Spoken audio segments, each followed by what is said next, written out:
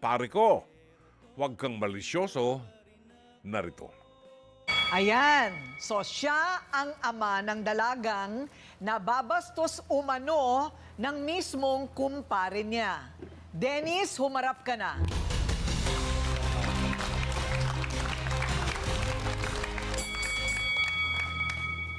Ayun, kumpare mo itong nirereklamo mo. Opo, ma'am. Oh, bakit? Ano ang problema? Nagsumbong po kasi sa akin yung anak ko, ma'am, na yung dadaan siya, laging masama ako makatingin sa kanya. Siyempre po yung bata, natatakot. Kaya lagi po nagsusumbong sa akin. Ilan taon na yung anak mo? 18 years old po, ma'am. Ngayon, kaka-18 lang niya ngayong January. Okay. Ano bang klaseng tingin yun? Yung may malisyoso pong tingin, ma'am, kasi alam naman po natin yun, ma'am, dahil yung iba yung titig ng parang nakakabastos, Oh. iba yung titig lang na dumadaan ka lang. Oh. Eh, lalo na dalaga yung anak ko, ma'am. Anong sinasabi niya sa'yo? Sabi niya sa akin, Papa, bakit ganun yung kumpare mo makatingin sa akin? Yung dadaan na lang ako, laging ganun.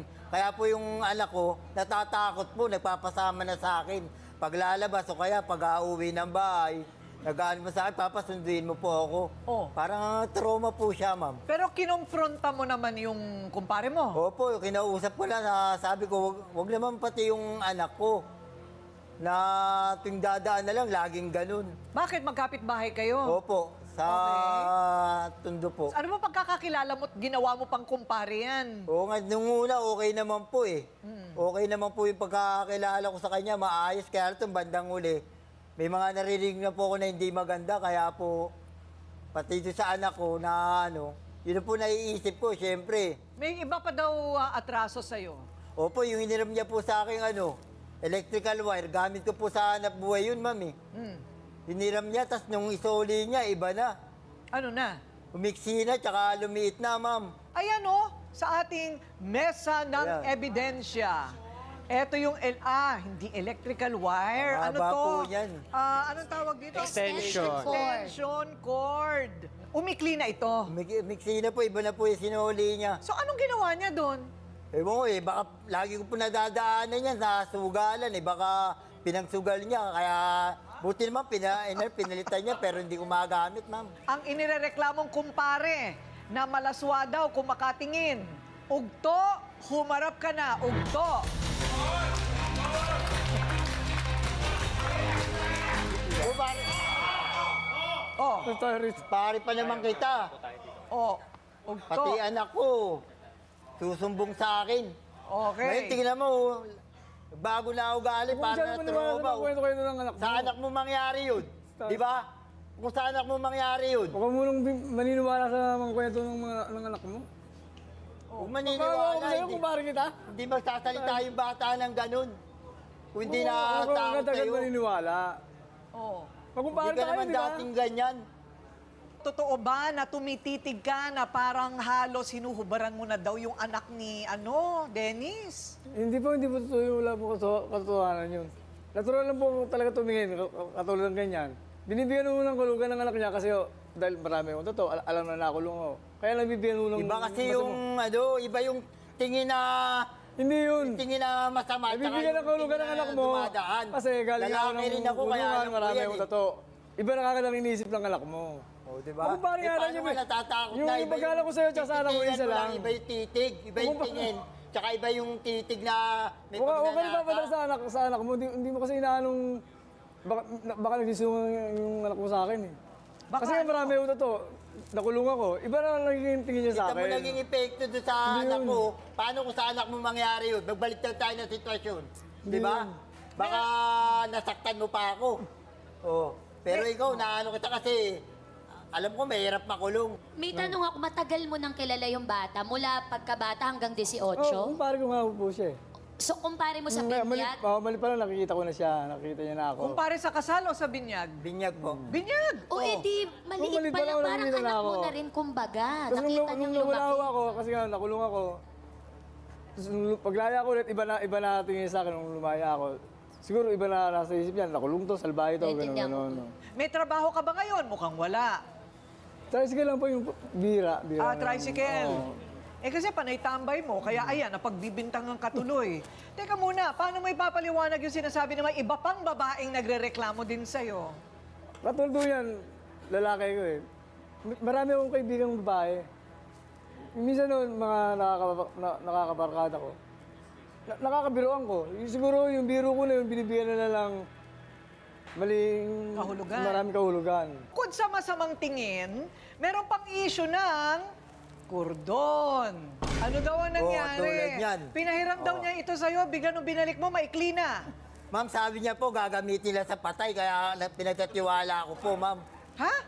Sa patay? Ganyan na. Oh. Kasi po merong babi sa akin na namatayan na nanghiram ng extension wire. Oh. Ako na lang nagpresenta na meron akong mahiraman. Sa kanya ako lumapit. Piniram ko. Pero kung sinasabi, binawasan ko. Wala akong katotohanan yun. Ayan, tignan mo nangyari, oh. Gamit ko sa trabaho yan. Gamit mo, siyempre, kabisado mo, alam mo yung haba kung hanggang saan makakarating, di ba, ma'am? Okay. Pag sarili mong gamit, tandaan mo po yan. Kahit na pagbalik-balik ka rin mo yung kabisado mo. Halimbawa, binawasan ko yan, di ba? Halimbawa, binawasan ko yan. Magkano ko naman maibibenta sa ganung halaga? O kaya nga, Ano, ilagi ka kasi sa sugalan, eh. Sa kanyang mga mata, kitang-kita niya ang mali siya. Siya ang magpapatotoo daw na talagang bastos makatitig. Itong si Ugto. Sharon, humarap ka na.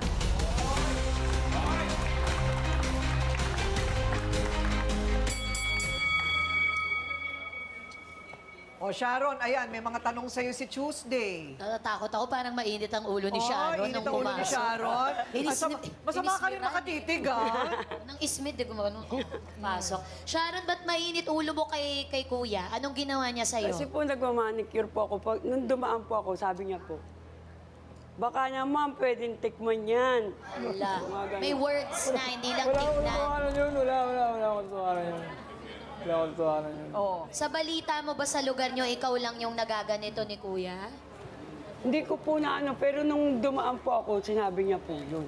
Okay, sa'yo Wala sa yun. personal Hindi sinungaling ka? experience. Oo. Pero nakita mo na rin na tumititig talaga siya dun sa anak ni Dennis? Opo. Ano pang klaseng titig? Pwede mong gayahin? Hindi mo kaya? Hindi mo kaya? Basta natural lang. Oo. O ano masasabi mo, Ugto? Sinabi mo ba talaga yon? Hindi ko sinabi, wala akong katotohanan yun. O, di ba? Oo. Iba talaga yung titig na may mali siya. Iba yung Ayun, titig sinabi na niya lang yun. tumigil Ewan sa ko kung ba't niya nasabi sa akin yun. Ano daw yung gusto niya matikman? May paninda ka ba? Yung kuko. Sa kanya. Yung kuko? Double meaning. Okay, so kung may kakampi si Dennis, meron din kakampi si Ugto, eto na. Sabi nga niya, hindi bastos ang kumpare niya. Raul, humarap ka na.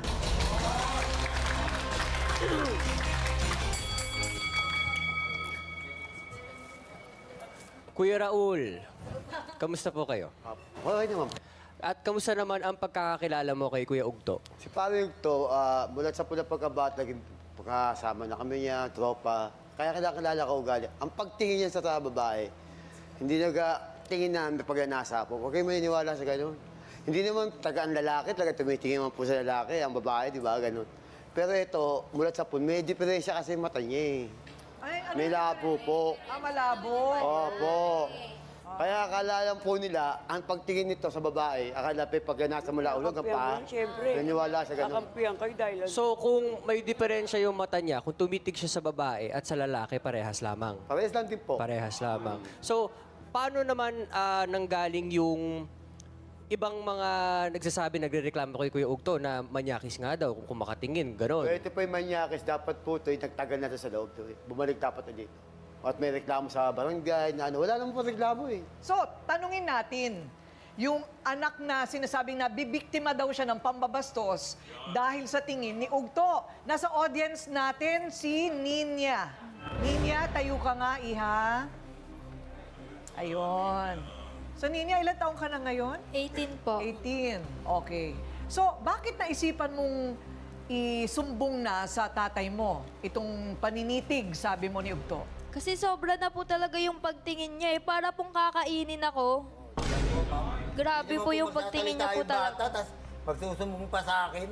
Paano kung... Natakot ka lang nun. Oo, Natakot ka lang sa akin yan. kasi marami yung totoo eh. Isa pa, alam mo, galing ako sa loob ng kulungan. Natakot ka lang. yung duda mo na. Takot ka lang sa mali akin. lang. Mabait na tao to, totoo lang.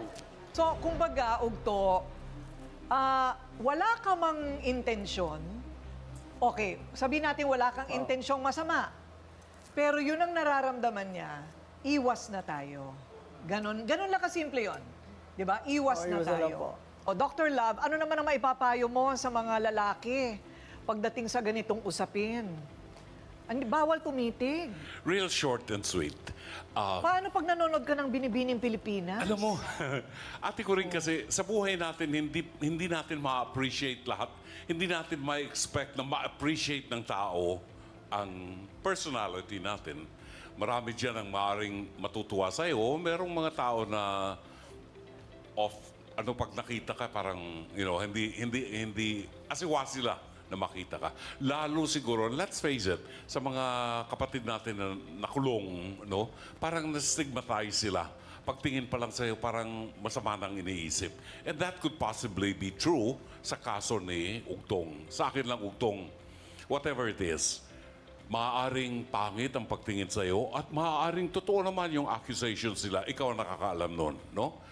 Pero ngayon na alam mo na at ipinresent sa iyo ang pananaw ng ibang tao doon sa pamaraan ng pagtingin o pagtitig mo sa kanila, ikaw nang mag-adjust. At kung sakali man, kagaya ng binanggit ko kanina, naka-offend ka kahit hindi mo sinasadya, marapat lamang at magandang makita na humingi ka ng paumanhin. Mga kapatid, ito po si Brother June Banaag. Dito tayo sa totoo.